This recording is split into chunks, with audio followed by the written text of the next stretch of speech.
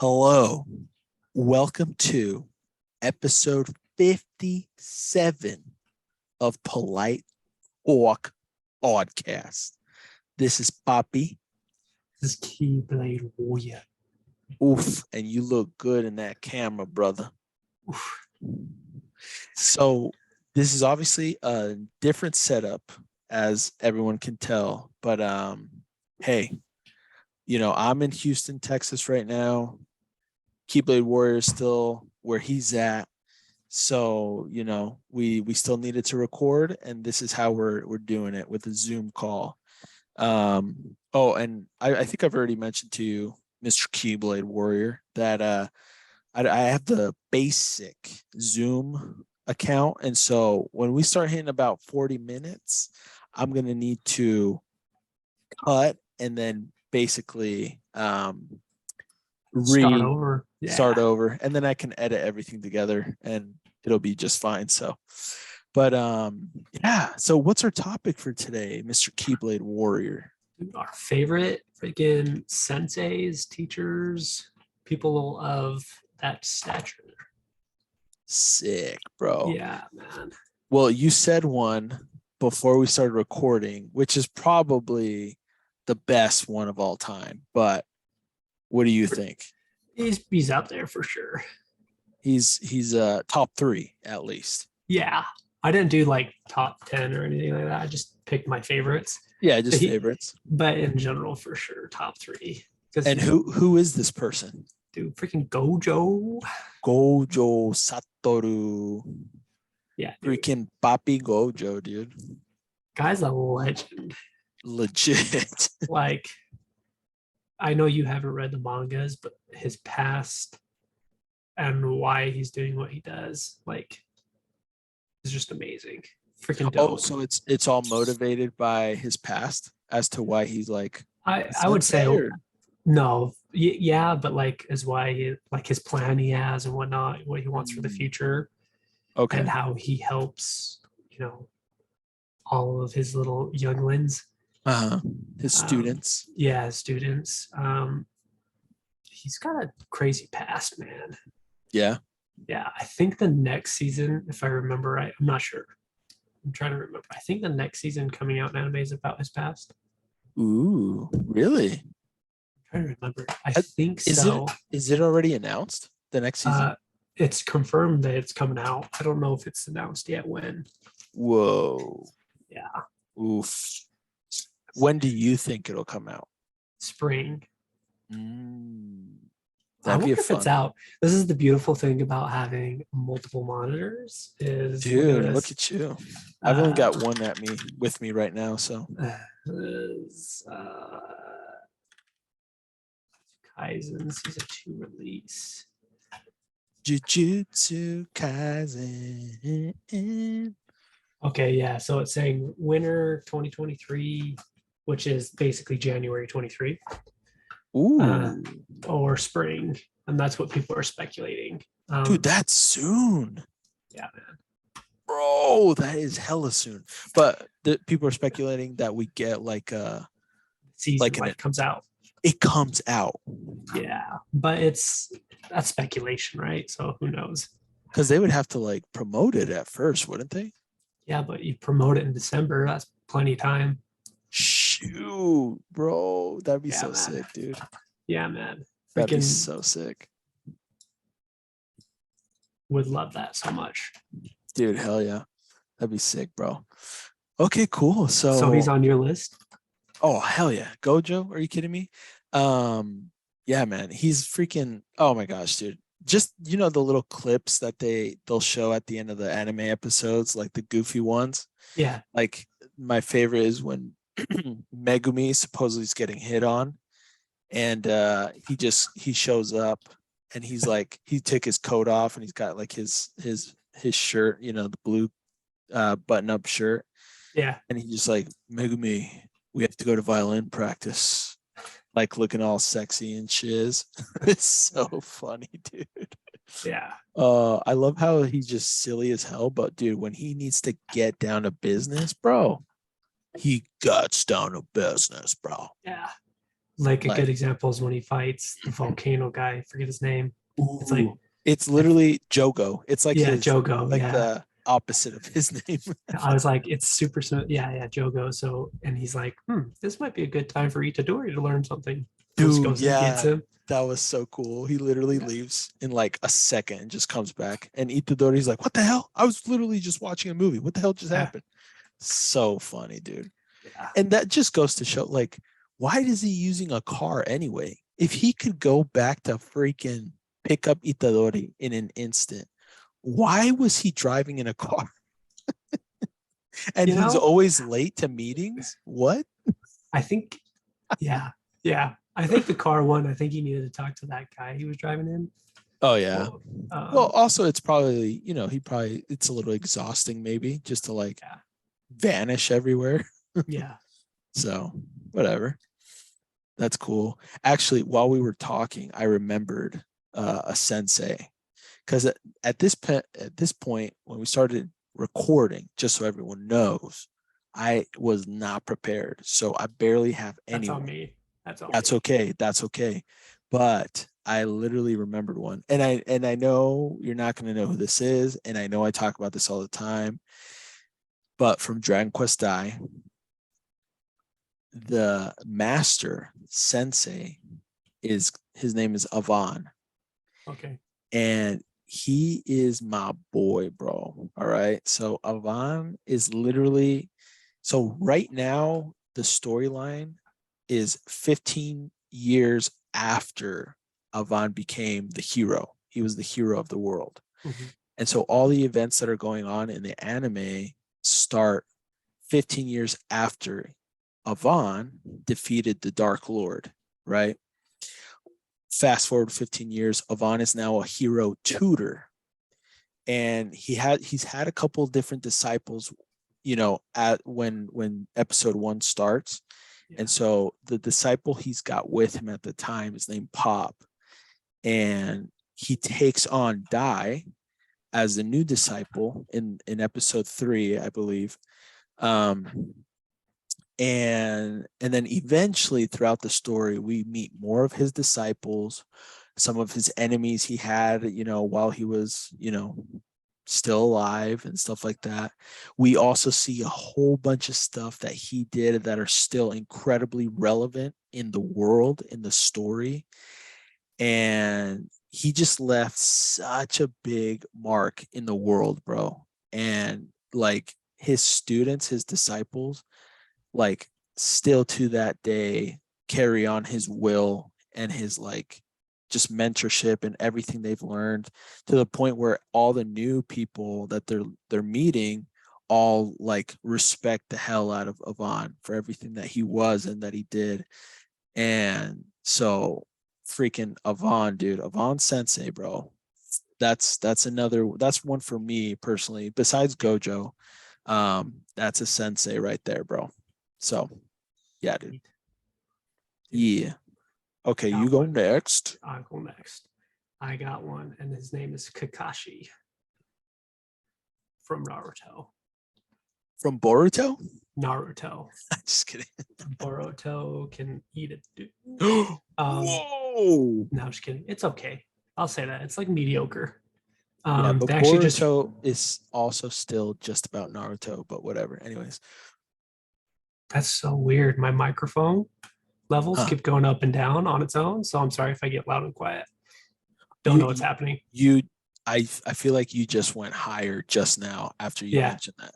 But Yeah. that's fine. I mean, it still sounds good. So I'm gonna turn that back down. How's that sound? that's a little too low, I would say. Too low? Okay. Sorry guys. Little how whoa. That was a little too high. How's this sound? That sounds perfect. Okay. I hope that stays. Oh, it just went up. Yeah, I have no Zoom is just messing with that. Whatever. Okay, no worries. Just gonna be loud for once. That's okay. Kakashi, yeah, dude. The Dude, reason why I picked gosh, him dude. is his past dictated how he trained. He had a group of people before Team Seven Ooh. and didn't go too well, so he stopped. And then all the shiz went down with the Nine Tails attacking the village, and the third Yeah. Hokage is like, "Hey, man, just do it again. They put him with him, and basically everything that happened with Sasuke happened with him, which happened with Right. Fourth, which happened with Jiraiya, like all these things, you know. And so he had a tough past, to say the least. Um, and the fact that he was willing to kill one of his students, Sasuke, when the time was needed, he didn't because he sucks at the time. But yeah, he's dope. He takes on huge responsibilities when needed, teaches a lot of good lessons. His past is a good example of just, perseverance. Mm-hmm. His intellect is out of this world. Mm-hmm. There's a reason why he's well known, not because he's the copy ninja, but he's a thinker. He's freaking just smart, bro. Yeah, he's Wise. wise and like fighting smart, Yeah. like Intelligent, bro. yeah, and he passes a lot of good characteristics, I think, Mm. into the series. Yeah, I agree. So I picked him up there because it's just what he does and everything, Right. just who he is, man. I love him. He's a And cool how guy. he looks. No one knows. He's No dope one as hell, knows. dude. He's got a mask with a scar eye. But what does his lip look like? Does he have a big old mole? No one knows. Or huge freaking fat lips, dude. Who knows, dude? Bro. So great choice, Kakashi. That's my boy too. I love him. But for my next choice, I'm going with Reagan Arataka from Mob Psycho 100, bro. I was like, who's that? Because I haven't seen it. That's okay. But he is honestly, he himself, he's basically a con artist. Yeah. But at the same time, he's like, he took in Mob, which is, he's just like a junior high kid. He came to him with like, because basically Reagan runs like a psychic business where he like curses, he like lifts curses and stuff like that, but it's all BS. Like it's just BS stuff. And he meets Mob because Mob was the boy. He goes up and finds his office and he's like, "Hey, I heard you're a psychic and like you know how to lift curses and stuff. Everyone thinks I'm weird because I've got these powers and like blah blah blah." And he's like, "Oh, okay, who sent you, bro? Like who's making fun of me, sort of thing, you know?" And Mob shows off some his powers and he was like, "What?" And so basically at that point he hired him part-time to actually help him with exorcising evil spirits. Yeah. And but at the same time it's cool because they both go through uh a lot of like growing together. Like Mob learns a lot from him, even though Reagan's kind of BSing a lot of stuff. Like he does teach him really good points and values for like his powers and also how to just like treat people in general and stuff like that. So it's pretty cool. But besides that, eventually after season 2 and into season 3 he gains another worker, which becomes a full-time employee. It's like an older guy so he can actually work and stuff like that. And he was like a shut-in his whole life, and so he basically wanted to work with Reagan because he, you know, Mob worked with him and Mob was the one that beat this guy in like a psychic battle. And basically now Reagan's got like, he's also got some other like, people that he kind of works with and stuff like that. But he's just a good guy, even though he's kind of a con artist. He's like a good dude, and he's got people that follow him because he is very charismatic, although he's kind of full of ish, but still a good guy. So anyway, I like him a lot. So anyway, let's move on. I bet you I already know who your next choice is. Okay. Um, sorry, I just remembered one. I'm looking up his name. Oh, you're good. No worries. Okay, I got his name. Sweet. What do you think my next one is? I'll tell you if you're right or wrong. I think it's freaking, oh my gosh, hold on. The Flame Hashira. Dude. dude, he's on my list. I'll talk about him now since you brought him up. Okay. Deal. But yes, here is an example. What's his name again? My bad. Rengoku. Rengoku. Of course. How did That's I get? his last name, but his first name is Ooh. Yeah, I don't remember his first name at all. anyways, I'll think of it. Rengoku has to be one of the greatest. I don't want to call him a sensei because he didn't like get to that point, but Yeah, leaders. not a yeah. There we go. That's a good way. Yeah, like one of his leader. Like, here's why. Upon his death, Crow goes out, tells everyone what happened. Every Hashira was impacted. And granted, they're a close knit like community, but there was like they said things about him. Right. He had to have an influence, right? Obviously, he did. He had influence over his brother. He gets an influence over his dad upon his death because his last words Tanjiro tells his dad, Oof, and it affects him. that was heavy, bro. I remember The that. biggest one is the impact he put on Tanjiro, I think, because after that, he stands up. You know, what would Rengoku do? And he's always thinking about him. It's everything from the whole movie was so perfect at what he did. He didn't let anyone on the train die. He didn't let any of the. I mean, they got injured, but he gave. This is what's cool. He gave the big responsibility, which I think he could have done himself, of defeating the dream guy, whatever his name is, the train, who when he becomes a train. He gave Tanjiro, hey, you can do this, which is huge. I'm a firm believer in giving responsibility to people, and if they fail, not to complain too much, but like, Yeah. it's growing, you know. I do it with my kids, I do it all the time with people, like just it, and he does that well. He does it perfectly. Yeah. With the help of Inosuke. But yes. But it was Rengoku's push, and absolutely. And then Tanjiro grows a lot, and then his fight, where he's like, "Dude, I'm not gonna stop until your head's cut off," and he's like, "Ah," you know. Yeah. And then he has his flashback, and it all stemmed from his mom. And I think his mom was a great role model. You're strong, you're powerful, you are this great individual. Use that for good. And then what does he do? He does just that. Slay some bitches. Yeah. No, yes, Rengoku is freaking amazing. And one of my favorite pictures of him, it's like the eye of Tanjiro, and in the eye, it shows like the basically dead. Oh, Rengoku, yeah. It says, set your heart ablaze. Oof. Oof. Oof. I mean, he's impacted my life. Let's be real. Yeah, it's so cute.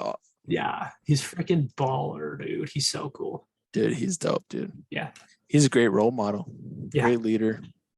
And yeah, like you said, like he's not technically like a sensei, but he's a leader. I mean, yeah. Absolutely. I mean, like you said, like his death especially, and even his life impacted so much people. Yeah. And so. And even in the second season when the Sound Hashira was fighting, he's like, I can't be like you. You're like, you know, it's always like, clearly there's a significance there. So yeah, just a respect. Yeah. Dude, that's so sick. Dude, that's sick, dude. Great choice, man. Okay. So I actually remembered another one. Oh, another thing before I forget. After we finish recording, please send me a picture of your face.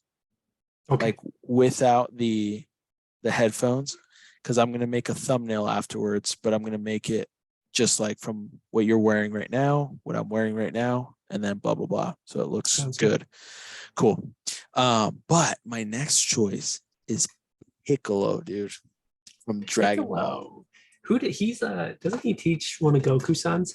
Bro, okay, so first things first, dude, because I'm rewatching Dragon Ball Z with Timmy, and like it's been a good time.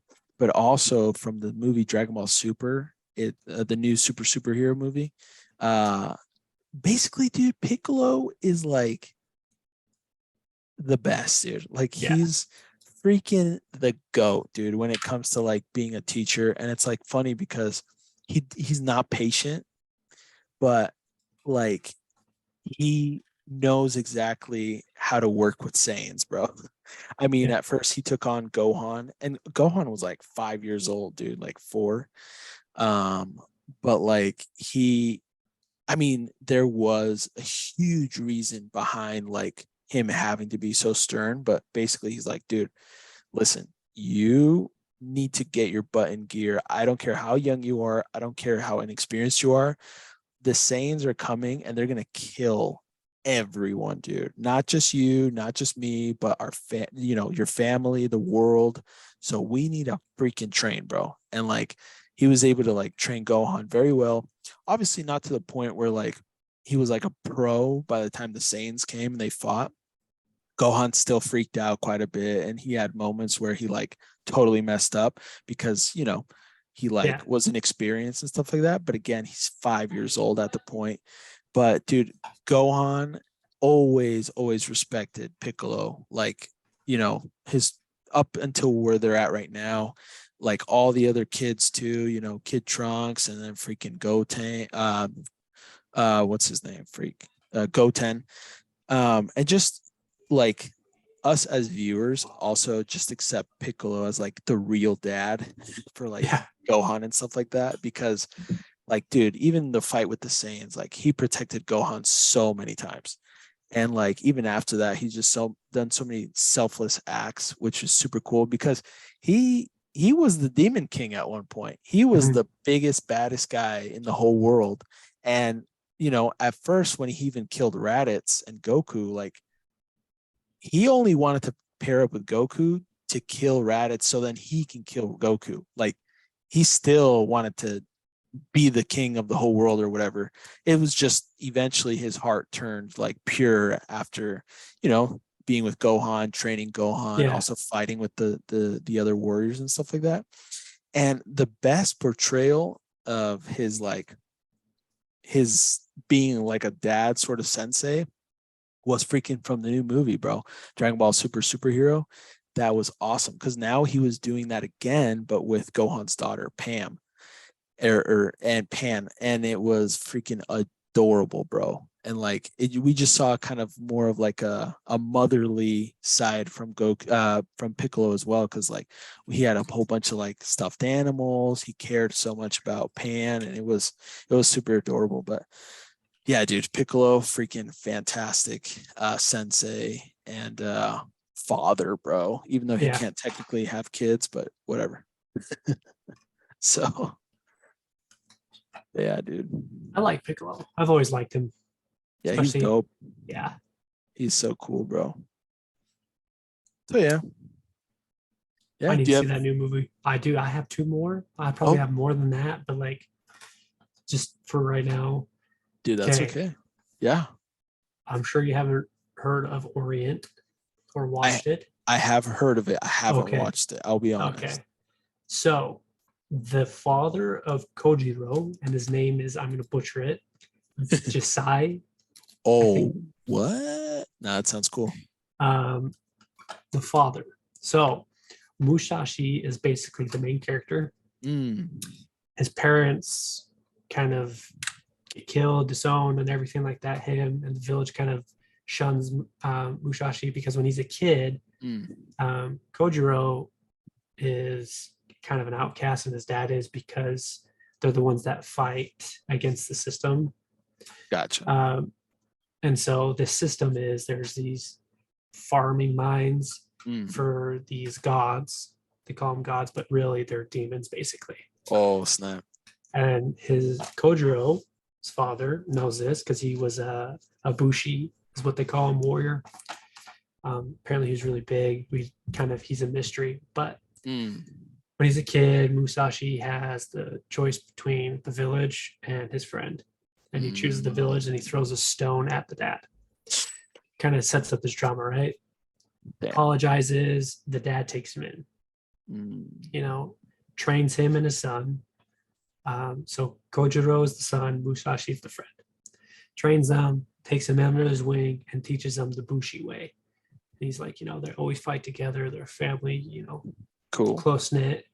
And throughout the whole series, they're his teachings slowly appear. Mm. Um, something comes up to like, oh, remember your dad taught us this. Oh, this is what it's used for. Like your dad taught us this. Mm. And it always comes up. But it was just really cool that his dad was patient enough. Right. And he learned a little bit more about what happens, but he gets killed. Mm. And when he gets killed, he looks at Musashi and he's like, dude, basically last word of wisdom, keep trying hard. And then it basically the whole time Musashi is just training in the mines, or like it's mine school, and they're just Mm. training and training and training and training. And it gets into the mine and he fights his first basically demon person. And Wow. then he goes on his quest. But yeah, that dad was pretty cool after he was basically betrayed in a way Mm. Right. by Musashi. Even though he was a kid, he still took him on his wing, taught him everything he knew, showed him love. Basically, was his father figure because Musashi's father was kind of out of the picture, Right. and was just a good teacher, father figure, leader, implanted good morals.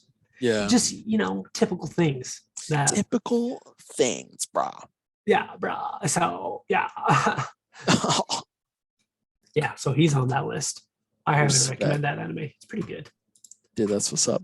Actually, I remembered another one while you were talking. Sweet. Bro, gotta talk about freaking Haikyuu, bro. That's right. I knew that was going to come up. I was hoping. Yeah. And guess what? The coach, Ukai, I'm pretty sure it was Ukai.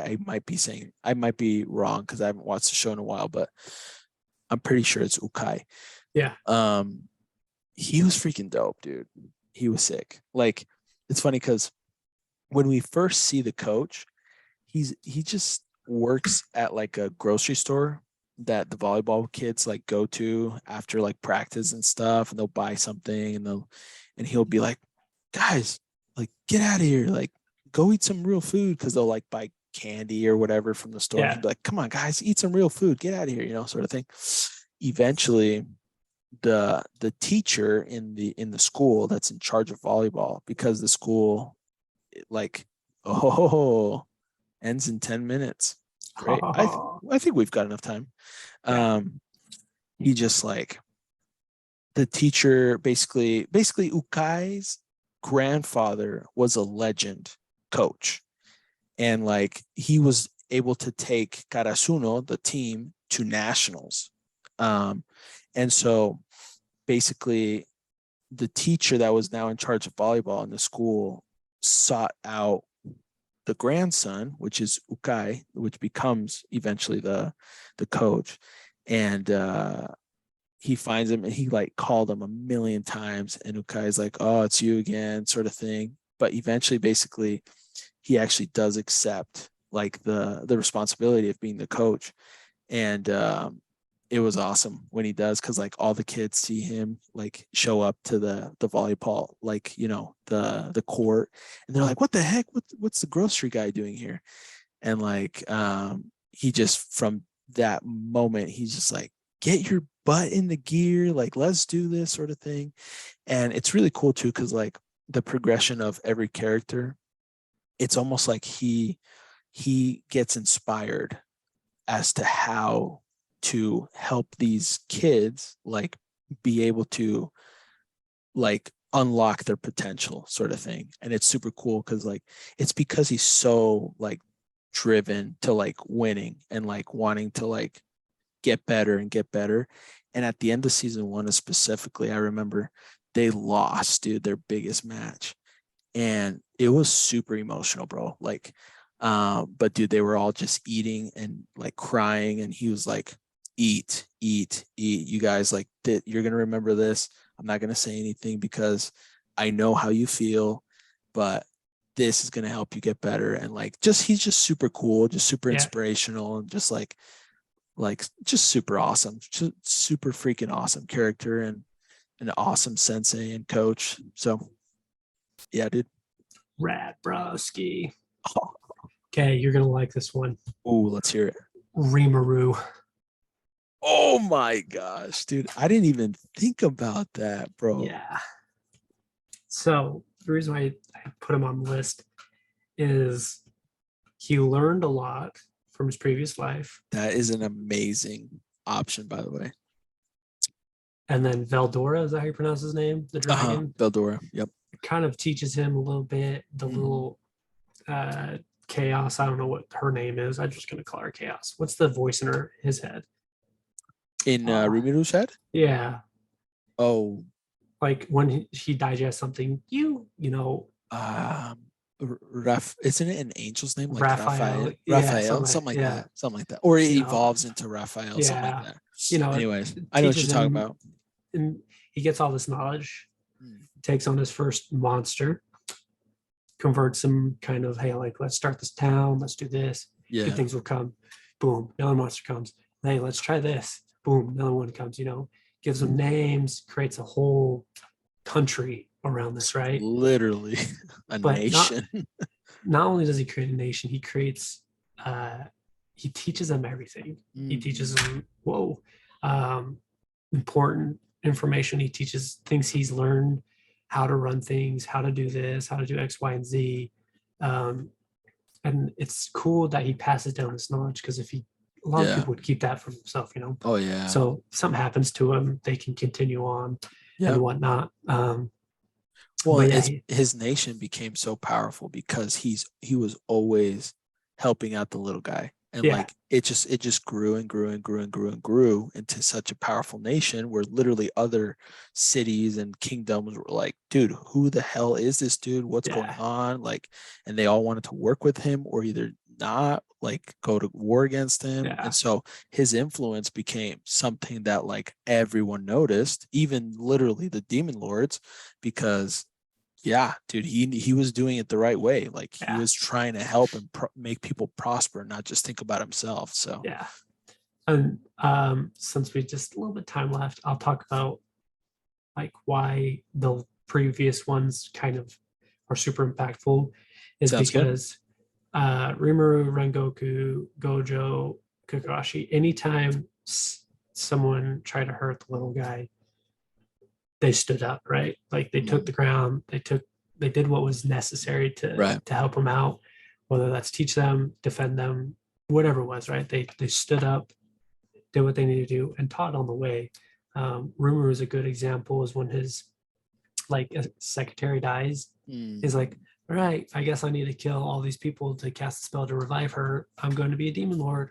Stood up for her, makes it happen. Rengoku, when Akaza tries to attack Tanjiro while he's hurt, he's like, why would you do that? Like, fight me, like, be a man. Kind of calls him out. Freaking Gojo all the time. He's always worried about his students. He does test them. But secretly he's there. He's going to be there if something happens. Dude, freaking love them all. They're so cool. Dude, they and are. Rimuru is just baller. Dude, he is. He's a good example of what happens when you pass down knowledge and do the right thing. And obviously he creates the greatest nation in the world at that time. Oh yeah, absolutely, bro. Totally 100% agree. And that's basically it for me too. Anything else you got to say, or do you want? I have one more. Oh sure, go ahead. We got 3 minutes, so dude, it's all right. We got it. All Might. Oof, of course. Okay, and the reason why I pick him over every other teacher there is how he started out. Obviously, he was powerless. Humble beginnings, bro. Gets his power and he uses it for good. Obviously, all for one for all users, right? Great people, but like the fact that he was willing to kill himself a lot of times to save people, because his time limit was getting shorter and shorter, and he always pushed it, but caused strain on him. Right. But not only does he teach Deku takes on Bakugo. Yeah.